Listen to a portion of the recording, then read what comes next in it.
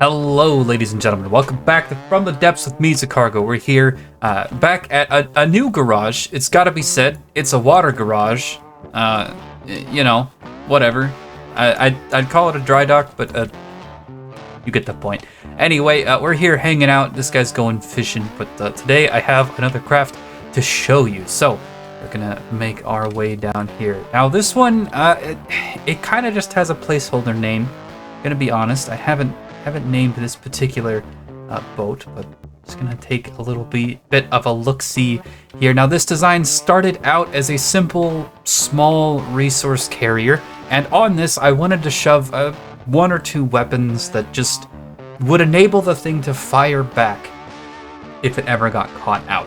I've been working on a defense buoy, I guess you might want to call, a small little piece of static defense that should be able to support some other stuff, and the idea was to give this thing a couple of simple or small weapons, and then hopefully if it retreated to buoys, it could win a fight against some weak opponents. But while I was trying to figure out exactly what weapons I wanted to shove onto it, I found several weapons that I really liked and decided to shove all of them onto it.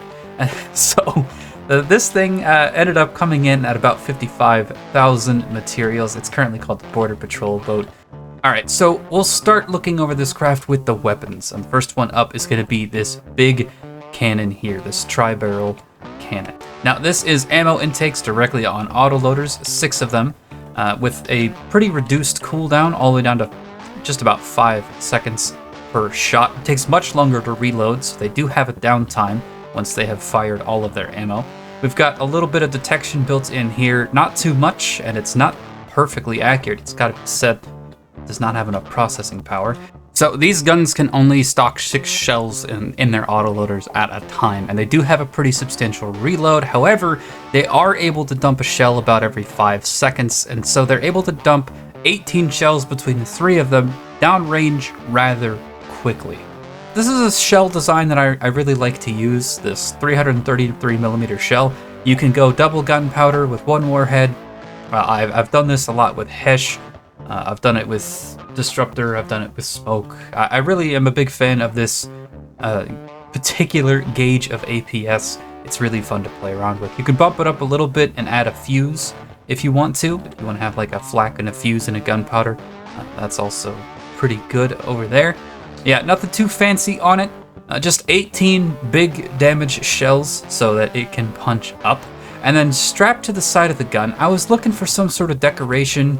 I was thinking about maybe copying the overall shape with decorations. And then I thought, you know what?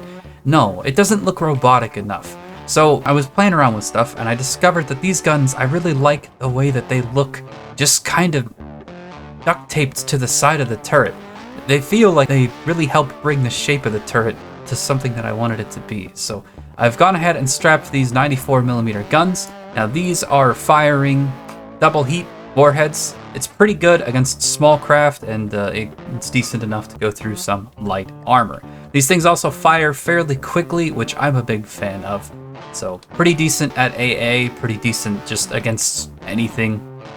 And then back here, we've got some small missiles. We got regulators on them, and we've turned their thrust down. So they actually fly for about 20 seconds. They have 19 seconds of thrust, so these are actually pretty long range for small missiles. They have a radar seeker. I've been debating whether I should switch this to an infrared or maybe have half the missiles one and half the missiles other. I haven't finalized that yet. Now the real big weapon that's actually on these are these large torpedoes. Well, I say large. They're medium missiles, but they're pretty long torpedoes. They last for 80 seconds, 75 seconds of fuel, so really solid range on these big boys. Triple HE, triple frag. And then we've also got some shield projectors on here. Got 4 of them. I'll show you how they're laid out in a second. And we've also got down here a sonar decoy that turns on once enemies are nearby. So yeah, it was initially supposed to be a little material transporter, capable of moving about 50,000 materials and only costing about 20 or 30, somewhere in there. And then, you know, I wanted to put some weaponry on it, and I just couldn't decide. So after gluing all of this weaponry to it, doubling up on the torpedoes, it's come in at 55,000. Now let's go ahead and let's pull this gantry out of play, get ourselves just down to this patrol boat. Now, it doesn't move extremely fast. All right, so we'll go ahead and we'll give this a move order. Go ahead and just go for a bit of a drive. And we'll change the time of day so that you can all see what's going on here. All right, so the shape of this thing sort of came across in two ways. I wanted to do an initial resource compartment sort of down here with just a little bit of a stabilizer going out front. But after I added some other stuff, I decided that it was going to be a little bit of a combat craft, and I did this little outer rim to sort of mimic what I have going on for some other designs. Now, the outer rim of just basically light alloy ends up doing a couple of things. The first is it's very, very buoyant and it's pretty dynamic, so it doesn't have too much drag and it helps make sure that the entire thing stays stable. But it also ends up bobbing up and down quite a bit, which is really handy because, I mean, the thing doesn't have a very large cross section, so sometimes the whole outer rim just ends up taking damage in place of the main craft. As far as speed goes, the thing kind of tops out at 25 meters a second. I don't know why this says 45. That's not correct. Definitely not super fast, but the thing is designed to punch up. So we're gonna go over here and I'm just gonna show you, let's pick something. We'll spawn in the Jacob's Folly. We have a slight material advantage on the Jacob's Folly. There's those 94 millimeters landing as well as the small missiles. Hopefully, if I'm playing correctly in the campaign, this thing will never have to fight anything other than the Deepwater Guard. But, oh yeah, those torpedoes, when they land, they do quite a nice chunk of damage. So yeah, I consider these side guns and the missiles to be sort of anti-air or anti-small, high-tracking weapons to deal with little pesky targets, and then the bigger guns and the torpedoes are to deal with the larger ones. I'll just give you a little bit of a look-see at what's going on inside. So obviously, armor here is paper thin. It's definitely not designed to be on the front lines. It's using a very power-dense engine for size purposes, so it's not a perfect logistics vehicle. It's got some ammo tucked into the sides here, and it's got as much material storage as I could fit.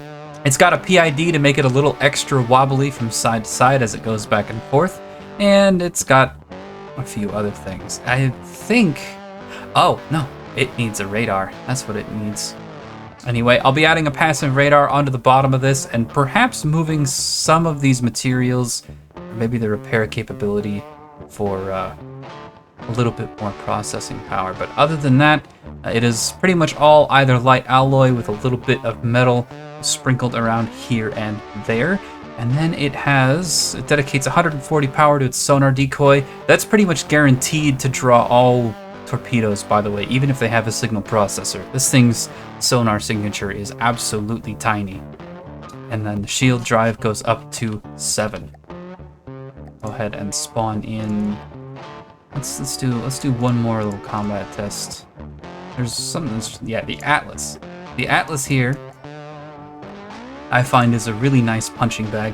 But just so that you can see the layout of the shields, there are 4 of them. So we got side shields, and then we have over-top shields as well. Oh my god, they have demolished that thing. I don't know what'll happen if it gets in range to bomb us. I think we've already disabled its cram cannon. Yeah. Oh well, what a shame. You'll have to let me know what you think of these little 94mm simple weapons. I've been a big fan of these for a while now. They're not amazing in terms of their raw damage output, but they're great for certain shell designs. What I've found with them is that sometimes you can go for heat shells, sometimes you can go just straight HESH, and sometimes you can even go for disruptor conduits, and they're just really nice delivery for some of those more specialized things. Disruptor conduits, especially when you have other larger weapons that need to land high-speed APS.